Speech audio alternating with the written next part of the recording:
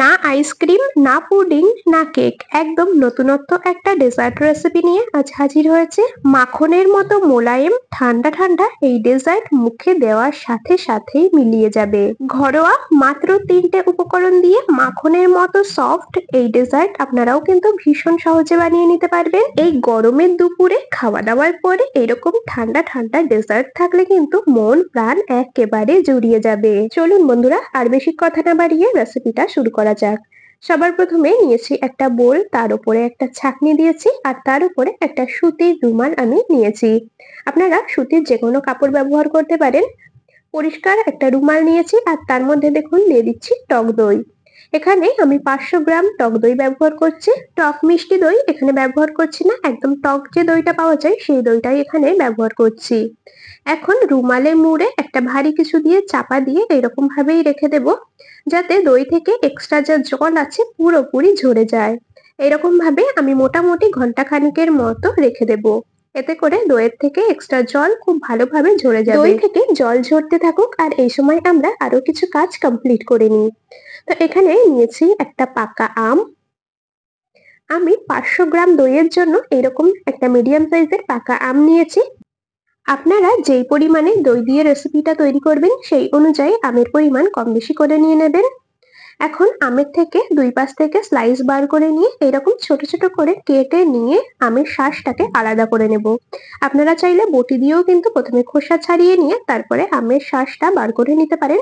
আমি এইরকম ভাবেই বার করে নিচ্ছি। তো পুরো আমটার থেকেই আমি আমের শাঁসগুলোকে একটা চামচের সাহায্যে এইভাবে বার করে নিই, তারপরে আপনাদেরকে দেখাচ্ছি। আর বন্ধুরা, আমি এই কাজটা করতে থাকি, আপনারা কিন্তু অবশ্যই আমাকে এই সময়টা কমেন্টসে জানিয়ে যাবেন আপনারা কে কোন জায়গা থেকে আমার আজকের এই রেসিপিটা দেখছেন, তবেই না আপনাদের কমেন্টসে ধন্যবাদ জানাতে পারবো। এদিকে আপনাদের সাথে কথা বলতে বলতে পুরো আমটার থেকে দেখুন আমের শাঁস আলাদা করে নিয়েছি। এরপর নিয়েছি একটা ছোট মিক্সির জার, এর মধ্যে আমের শাঁসগুলোকে ঢেলে নিলাম। মিক্সির জারে ঢাকা আটকে একেবারে মিহি করে পেস্ট বানিয়ে নিতে হবে। দেখুন আম একদম মিহি করে পেস্ট করে নিয়েছি। আমের মধ্যে যেন বড় কোনো দলা না থেকে যায় অবশ্যই খেয়াল রাখবেন। এখন চায়ের কাপ মেপে 1 কাপ নিয়ে নিলাম চিনি। আপনারা রেসিপিটা যেই রকম মিষ্টি খেতে চান সেই অনুযায়ী চিনির পরিমাণ কম বেশি করে নিয়ে নেবেন। চিনি দিয়ে আবারও কিন্তু ব্লেন্ডারে দিয়ে ব্লেন্ড করে নিয়েছি। দেখুন এইরকম একটা মিশ্রণ তৈরি হয়েছে। আমের এই মিশ্রণের মধ্যে আমের যেন কোনো আঁশ না থাকে অবশ্যই খেয়াল রাখবেন। আমি যেই আমটা ব্যবহার করছি এই আমের মধ্যে কিন্তু একদমই আঁশ ছিল না। আপনারা যে আম ব্যবহার করবেন তাতে যদি আঁশ থাকে তবে আমের মিশ্রণটা কিন্তু একটা ছাঁকনিতে ছেঁকে তারপরে ব্যবহার করবেন। তো যাই হোক, আম আর চিনির পেস্টটাকে সাইডে সরিয়ে রাখলাম। আর এদিকে টক দইটা মোটামুটি 1 ঘন্টার মতো আমি জল ঝরাতে রেখে দিয়েছিলাম। আর দেখুন কতটা পরিমাণে টক দই থেকে জল বেরিয়েছে।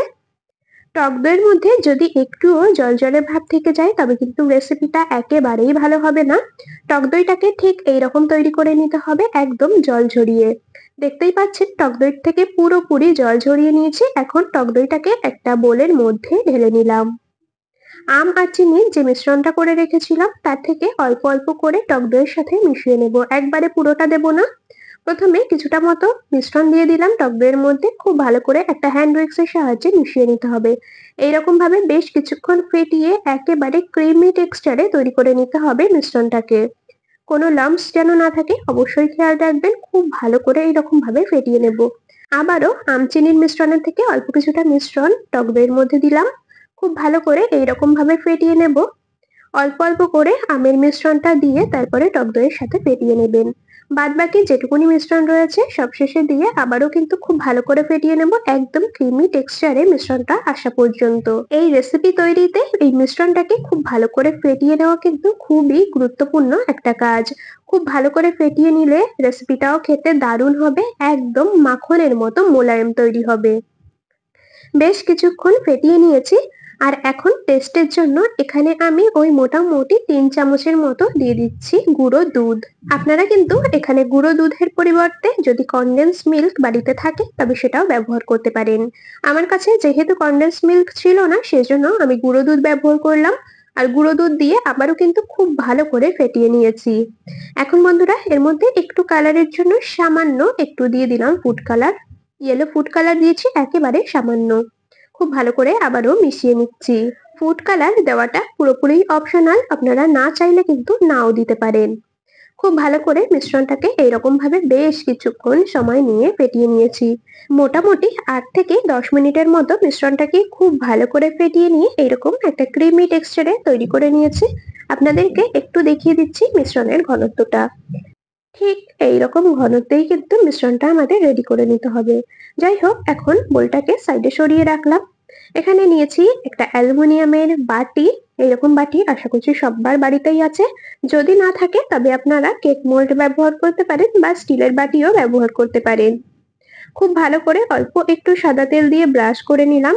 বাটির মাপ করে একটা সাদা কাগজ কেটে রেখেছিলাম, কাগজটাকে বাটির মধ্যে বসিয়ে খুব ভালো করে হাত দিয়ে চেপে চেপে সেট করে নিচ্ছি।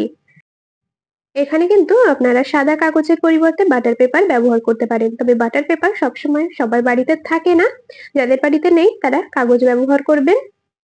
এরপর এর মধ্যে তৈরি করে রাখা মিশ্রণটাকে দিয়ে দিলাম। একটা চামচ দিয়ে ওপরটাকে সমান করে নেব আর হাত দিয়ে খুব ভালোভাবে একটু ড্যাব করে নেব যাতে ভেতরে কোনো এয়ার বাবলস না থেকে যায়। খুব ভালো করে হাত দিয়ে একটু ড্যাব ড্যাব করে মিশ্রণটাকে বাটির মধ্যে সেট করে নিয়েছি। আর এখন চলে যাব ওভেনে। ওভেনে বসিয়ে দিয়েছি একটা কড়াই। তার মধ্যে দিয়ে দিচ্ছি বেশ কিছুটা পরিমাণে জল। বেশ খানিকটা জল কড়াইতে দিয়েছি আর বসিয়ে দেব একটা স্ট্যান্ড। কড়াইয়ের মধ্যে একটা স্ট্যান্ড বসিয়ে দিয়েছি আর এর উপরে মিশ্রণের বাটিটাকে বসিয়ে দিলাম। প্রথমে মিশ্রণের বাটিটাকে একটা ঢাকনা দিয়ে ঢেকে দিলাম, এরপর আরো একটা ঢাকনা দিয়ে কড়াইটাকে ঢেকে দেব। আপনারা চাইলে মিশ্রণের বাটিটা একটা ফয়েল পেপার দিয়েও ঢেকে নিতে পারেন, তবে ফয়েল পেপার না থাকলে এরকম ভাবে করলেও হবে। একটা ভারী কিছু দিয়ে ওপরটায় চাপা দিয়ে দেবেন আর এইরকম ভাবে ভাপিয়ে নিতে হবে মোটামুটি 1 ঘন্টা। 50 মিনিট থেকে 1 ঘন্টার মতো গ্যাসের ফ্লেম মিডিয়ামে রেখে ভাপিয়ে নিতে হবে। কিছু সময় পর পর ঢাকনা খুলে একটু চেক করে নেবেন কড়াইতে দেওয়া জল শুকিয়ে গেছে কিনা। যদি বেশি শুকিয়ে যায় তবে তার মধ্যে অল্প কিছুটা জল অ্যাড করে দেবেন। 1 ঘন্টা আমি মিডিয়াম ফ্লেমে ঢাকা দিয়ে রান্না করে নিয়েছি আর এখন ঢাকনা খুলে নিচ্ছি। দেখুন কত সুন্দরভাবে দইটা জমে গেছে, সাইড থেকে ছেড়ে এসেছে, দেখতেই পাচ্ছেন। এরকম সাইড থেকে ছেড়ে আসলেই বুঝে নেবেন যে দই একদম পারফেক্ট ভাবে জমেছে। আপনাদেরকে একটা টুথপিক দিয়ে চেক করে দেখিয়ে দিচ্ছি। দেখুন টুথপিকের গায়ে কিন্তু একটুও দই লেগে নেই, তবে মাঝখানটা এখনো একটু নরম আছে। ঠান্ডা হওয়ার পর কিন্তু পুরোপুরি সেট হয়ে যাবে। এখন বন্ধুরা এই ভাপা দইটাকে নামিয়ে নিয়ে কিছুক্ষণ ঠান্ডা করে তারপর 1 ঘন্টা ফ্রিজে ঠান্ডা হতে দেব, কেননা এই দইটা ঠান্ডা ঠান্ডা খেতে বেশি ভালো লাগে। নর্মাল টেম্পারেচারে রেখে দই ঠান্ডা করে নিয়ে নর্মাল ফ্রিজে 1 ঘন্টার মতো রেখে দিয়েছিলাম। আর এখন দেখুন দইটা কতটা পারফেক্ট ভাবে জমে গেছে। এখন দইটাকে একটা প্লেটের মধ্যে নামিয়ে নেব। প্লেটটাকে প্রথমে উল্টো করে এরকম বাটির মধ্যে রেখে বাটিটাকে উল্টে দিলাম প্লেটে। হাত দিয়ে আলতো হাতে বাটির উপরে একটু ড্যাব করে নিচ্ছি আর দেখুন দইটা কত সুন্দরভাবে প্লেটের মধ্যে ছেড়ে এসেছে। নিচে যে পেপারটা দেওয়া ছিল পেপারটাকে এখন তুলে নিচ্ছি। ডেজার্টটাকে এখন পিস করে কেটে নিতে হবে। আপনারা নিজেদের পছন্দ অনুযায়ী যে কোনো শেপে কেটে নিতে পারেন। আমি এইরকম 3 কোনা শেপ করে কেটে নিচ্ছি। আর কাটা দেখেই আপনারা বুঝতেই পারছেন যে কতটা সফট, একদম মাখনের মতো মোলায়েম তৈরি হয়েছে। ডেজার্টটাকে আরো বেশি লোভনীয় তৈরি করার জন্য উপর থেকে কিছু পেস্তা কুচি আর গোলাপের পাপড়ি দিয়ে সাজিয়ে নিচ্ছি। আপনারা এখানে নিজেদের পছন্দ অনুযায়ী অন্য যে কোনো ড্রাই ফ্রুটস ব্যবহার করতে পারেন। দেখুন ডেজার্টটা এখন দেখতে আরো বেশি লোভনীয় লাগছে। আপনাদের রেসিপিটা কেমন লাগলো অবশ্যই কিন্তু কমেন্টসে জানিয়ে যাবেন। যদি ভালো লেগে থাকে ভিডিওটিতে একটি লাইক আর বন্ধুদের মধ্যে অনেক অনেক শেয়ার করে দেওয়ার অনুরোধ রইল। তবে আজ এখানেই শেষ করছি, আবার দেখা হবে পরবর্তী কোনো রেসিপির সাথে। ততক্ষণ সকলে ভালো থাকবেন, সুস্থ থাকবেন।